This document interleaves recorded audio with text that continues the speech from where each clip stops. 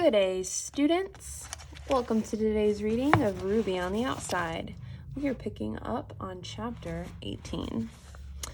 And then, just like that, another week goes uneventfully by, and it's Saturday, again, visiting day. And now from the pot to the frying pan, or something like that. Ruby, are you ready? Matu is standing outside my bedroom door. I'm as far from ready as I could be, but I am dressed and my bed is made, and as far as I know, my feet are still working. But I am standing at my bureau and looking into the mirror hanging above it, and I can't move. Is that me in there? The girl who does well in school, who doesn't get into trouble, the girl that won't grow up to be like her mother. Who am I? Because I am my mother's daughter. I look just like her. When we are together, people tell us that. The other prisoners who are her friends, sometimes the guards, other visitors. And whenever somebody said that, you two look so much alike, it made me happy. As if it was something I could take away with me after I left Bedford Hills. It wasn't something you could hold or touch, but it was just as real to me. I could take our connection with me wherever I went. She was my mother, and I was her daughter, and even if we weren't together, we were bonded by this visible DNA. The eighth characteristic of life, love. I stand on my tiptoes and look closer. What is it people notice? Our noses? The color of my hair? My eyes? Our teeth? And if I looked like my mother on the outside, did that mean I was going to be like her on the inside? How can I love my mother knowing what she did, knowing what I did? I lied about my mother and I said she was dead. Is that my DNA? Will I have to lie the rest of my life? I forced myself to smile in the mirror. I do look like my mother.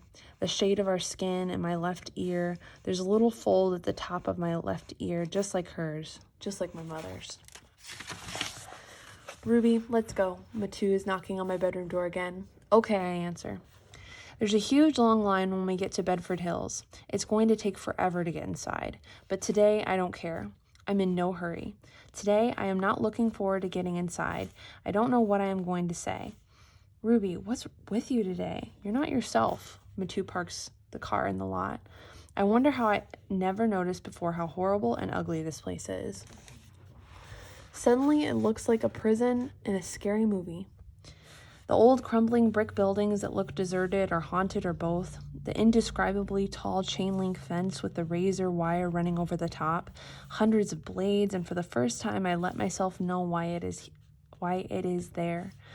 To keep the bad guys in, so that if someone tried to escape, if they tried to climb over the fence, forcing their toes into the space between the links, gripping with their fingers, they would only be cut to shreds when they tried to make their way over the top to the other side. I have seen that fence 1,000,000 times, and now I know. I'm fine, I tell Matu. We take our place in line and wait 45 minutes before we are at the door to the trailer where we will be processed. When we finally get inside, the air conditioning is blasting. There will be no air conditioning when we get to the visiting room. It's been broken for weeks and no one can say when it will be fixed. And there is no air conditioning at all in the housing units because this is a prison. It's not supposed to be comfortable. When we get into security, Matu takes out a quarter and opens a locker. She stuffs her pocketbook inside and looks at me.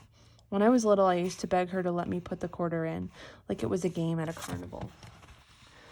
But it is not a carnival. There is no fairy tale that ends like this.